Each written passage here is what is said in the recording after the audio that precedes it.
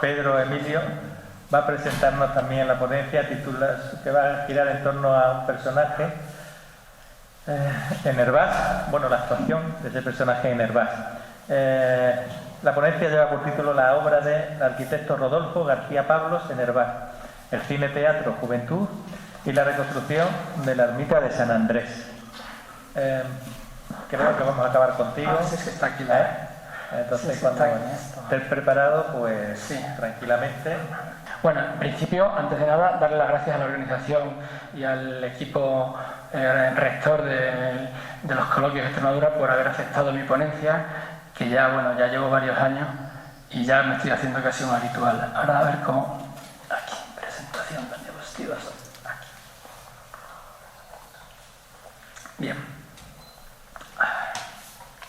Bueno, Rodolfo García Pablo González Quijano es un arquitecto que se gradúa de sus estudios de arquitectura en 1940. Es un arquitecto madrileño. Perdón, que se me ha ido. He tocado el... Vamos a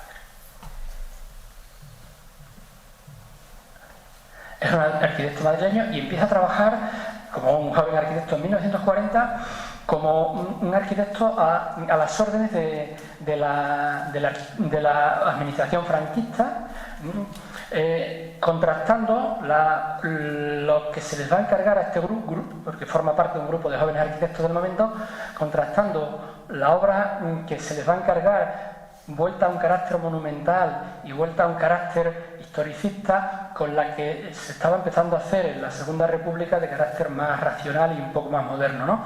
Entonces su intervención inicial va a ser fundamentalmente la reconstrucción de obras destruidas por la guerra civil o la construcción de otras nuevas iglesias, ¿no? Entre 1940 y 1970 tiene numerosos trabajos de este tipo de reconstrucción de edificios dañados por la guerra civil.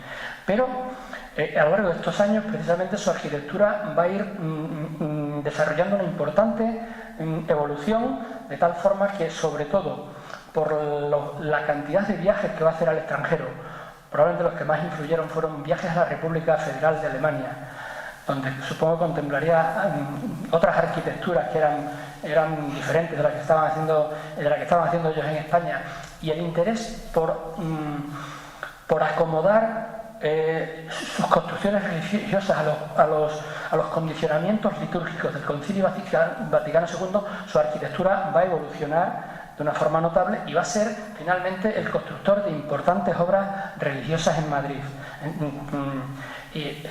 introduciendo en su arquitectura otras innovaciones como son una simplificación iconográfica, un tratamiento lumínico, una mayor racionalidad constructiva, que lo introducen dentro de lo que se suele llamar el movimiento moderno de arquitectura. Bueno, aquí lo vemos trabajando en su estudio.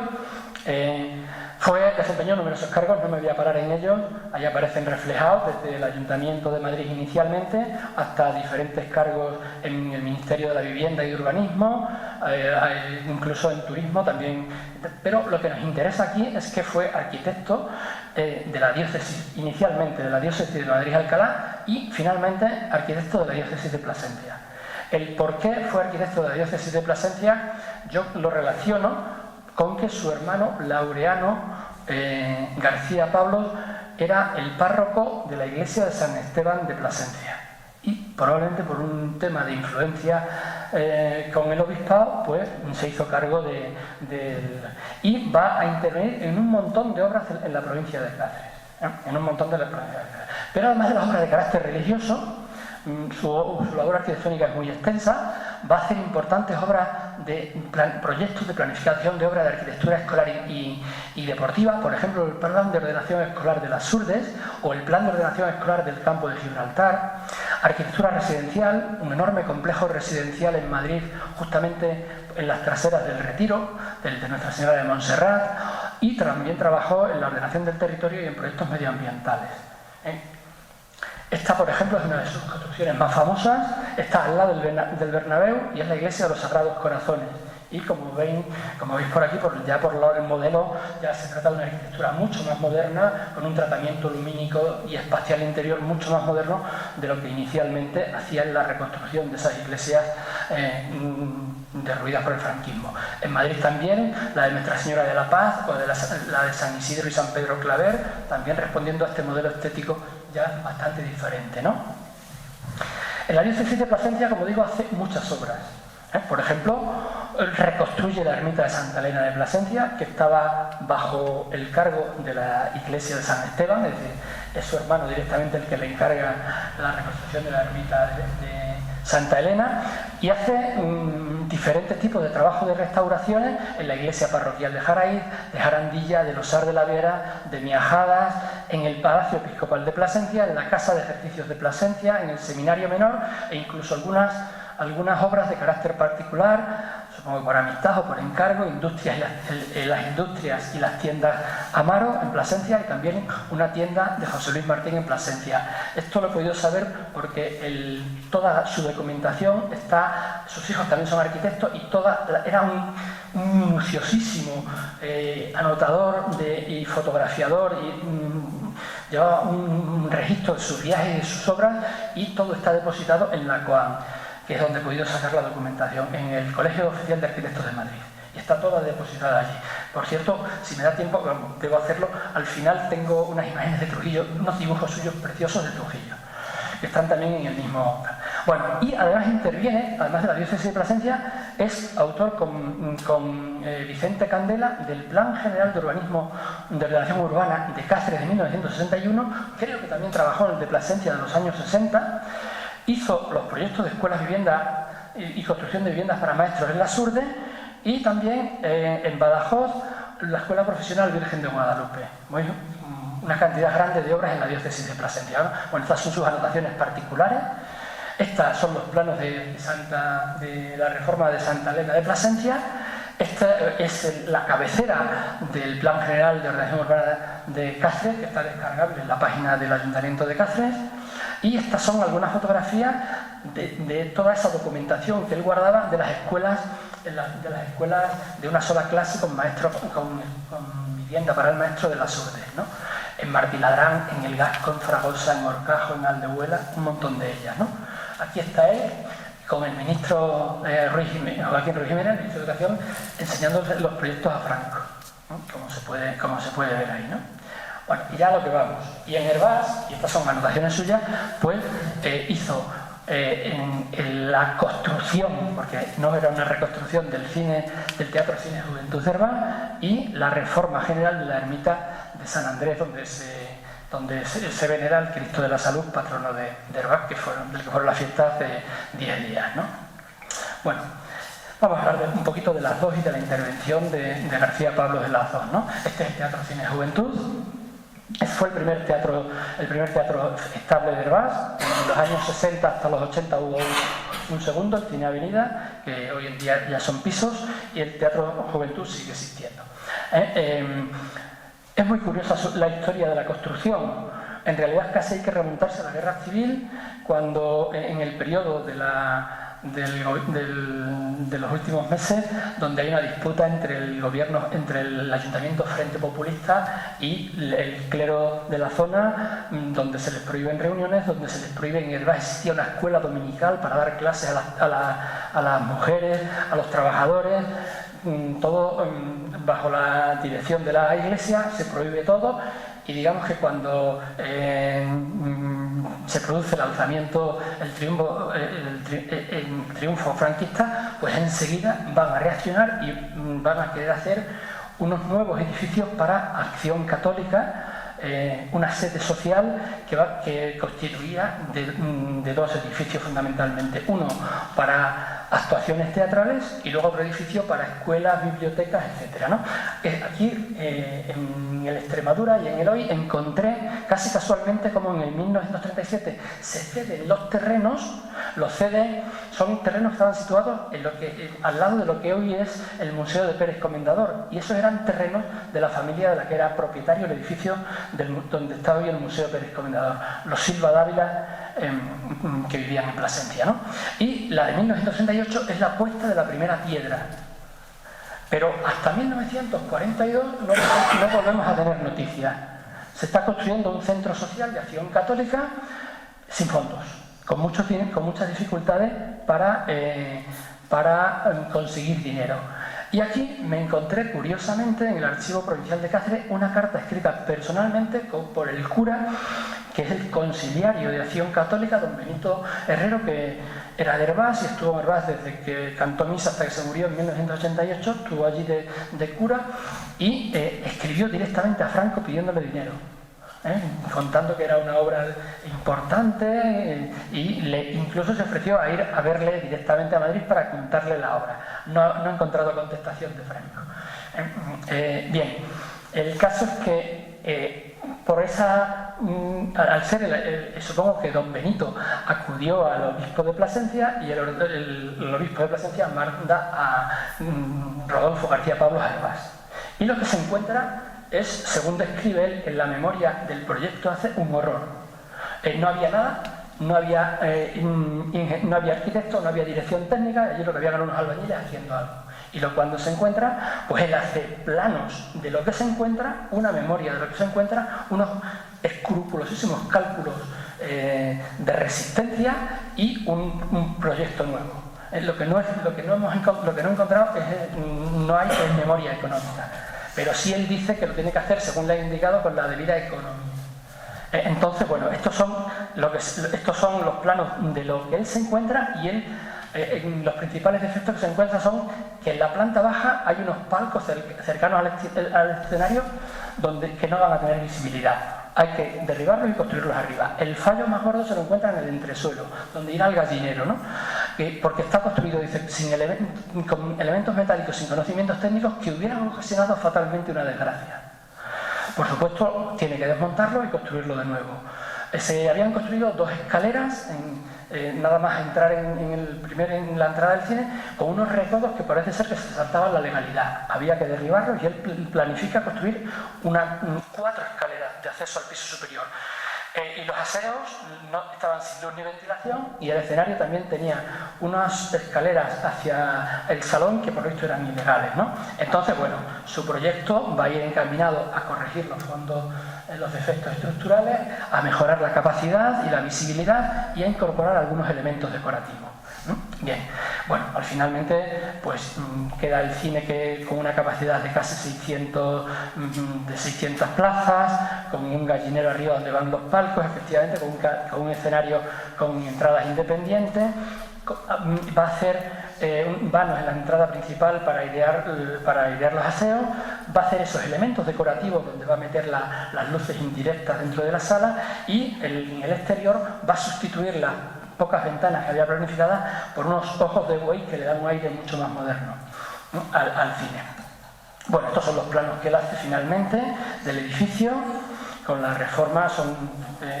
Los encontré en el Archivo Provincial de Cáceres, pero luego con mucha mejor calidad están en la CUAM en Madrid.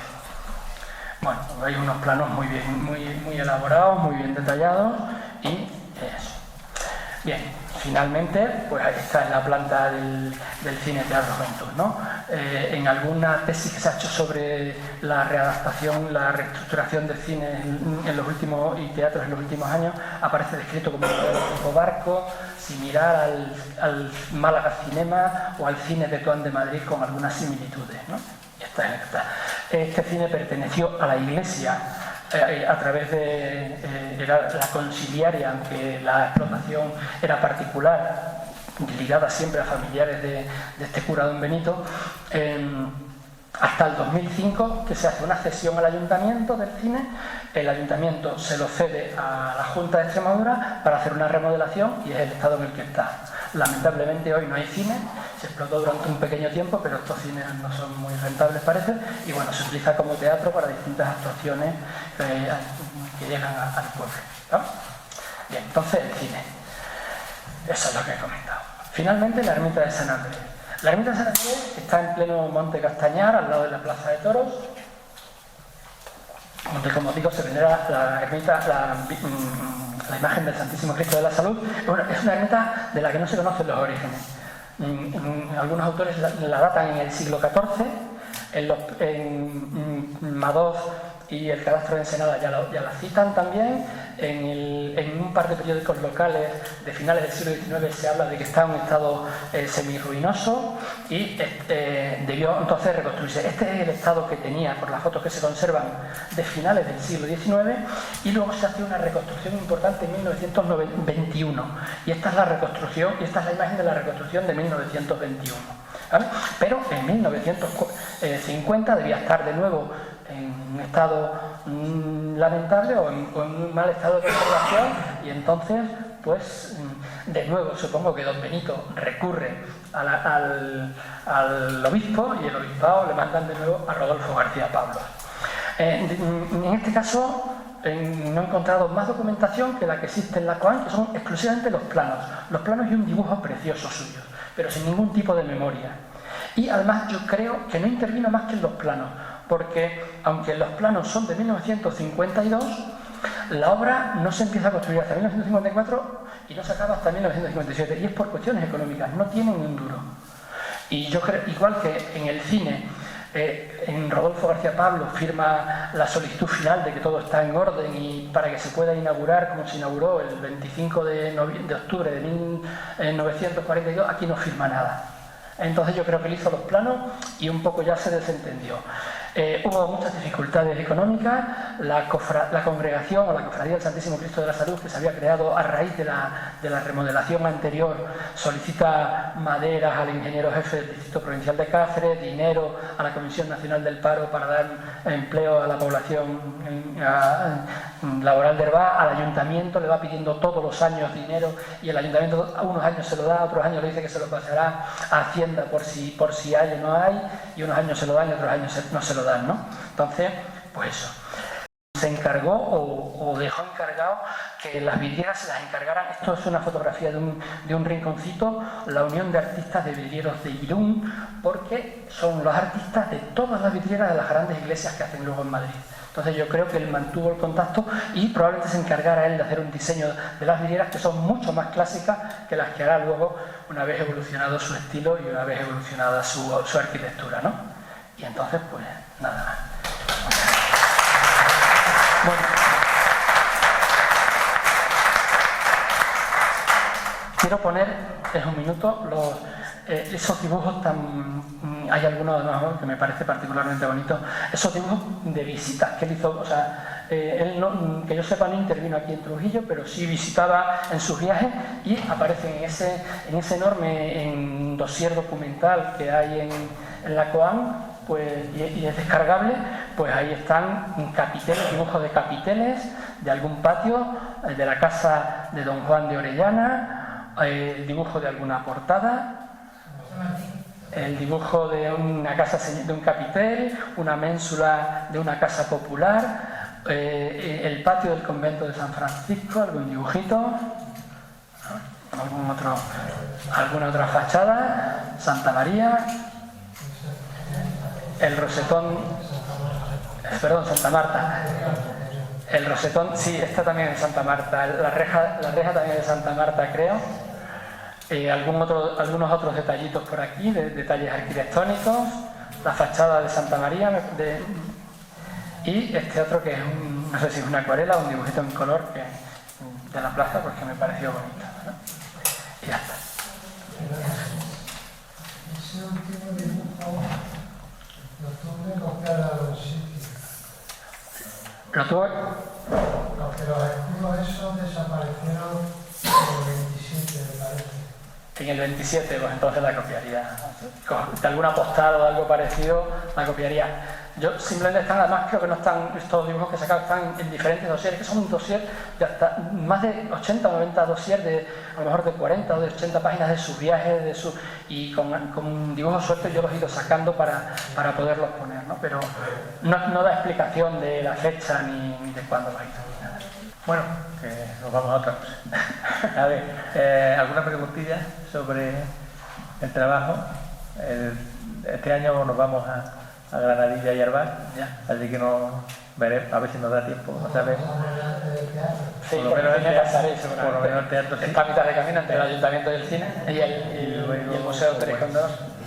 Pues sí, pero bien el movimiento moderno ese que revoluciona un poco el pensamiento, digamos, de ese concilio vaticano y que da otro aspecto a los templos. Supongo que, por ejemplo, Fátima o San José, aquí en Cáceres, pues, sería un poco esa la idea de ese mismo tipo de iglesia que... Sí. Ajá. Bueno, ¿alguna cuestión, alguna curiosidad? Comentabas tú que para hacer estos edificios no tenían un número, lo has repetido muchas veces, pero claro, supongo yo que para pagar a arquitectos, que no sería un número de arquitectos, tendrían que... Pero yo imagino que lo pagaba el obispado. Yo me imagino que lo pagaba el obispado. Yo no he encontrado ningún pago al arquitecto. Lo único que he encontrado es un contrato del cine. Un contrato que hace el cura con 2 albañiles de Hervás, lo firman en abril y se comprometen a tenerlo acabado en agosto por 26.500 pesetas. Pero pagos al arquitecto en ninguno de los 2 casos. Yo no sé si en esos casos es el obispado quien corre con los gastos, ¿no? Es curioso porque en el cine yo creo que el cura jugó a 2 bandas. A Franco le estuve contando ese proyecto, pero el cura ya tenía en mente hacer el cine. Y a Franco le sigue contando el proyecto de Acción Católica con un salón, con sala de estudios, con biblioteca y demás. Y creo que a la que se dio el terreno, creo que se enfadó por el cambio de dedicación y no lo inscribieron en el registro de la propiedad, me parece, hasta 1965, por esas desavenencias con la propiedad del terreno. ¿Pero siempre la agencia de alguna vez en la catedral? No me consta, y yo no lo he visto en esos dossiers, no he visto nada de su intervención en la catedral. Sí en el seminario, sí en el obispado, pero en la catedral no tengo constancia, ¿eh? ¿No lo descartas? No lo descarto porque creo que también intervino en urbanismo en Plasencia, también intervino en algún momento. El plan de general de ordenación urbana de Cáceres lo hizo con Vicente Candela, otro arquitecto, el mismo arquitecto que hizo el Instituto del Brocense. No lo sé. No está, el que no aparezca mucho a lo mejor fueron obras menores, pero no lo descarto. Muy bien, pues muchas gracias, Pedro. No te vayas.